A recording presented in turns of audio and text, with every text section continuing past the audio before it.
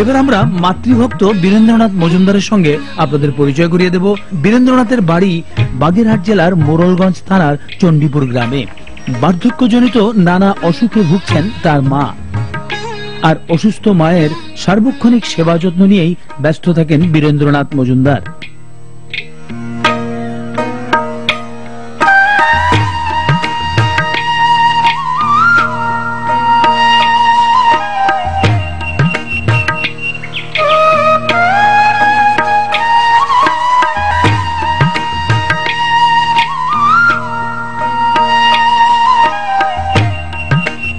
মাঝে মাঝেই মাকে নিয়ে দীর্ঘ 10 মাইল পাড়ি দিয়ে জিয়ানগরে পল্লী চিকিৎসকের কাছে যেতে হয় বীরেন্দ্রনাথকে।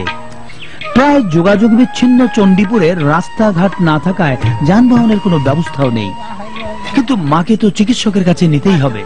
আর বীরেন্দ্রনাথের কাছে সৃষ্টিকর্তার পরেই তো মা, আর মায়ের স্থান তো মাথায়। মায়ের যেন কোনো কষ্ট না হয়, তাই মাকে একটি টুকরিতে বসিয়ে মাথায় নিয়ে নানা প্রতিকূলতাকে ডিঙিয়ে সে প্রায় পাড়ি দেয় এই 10 মাইল পথ।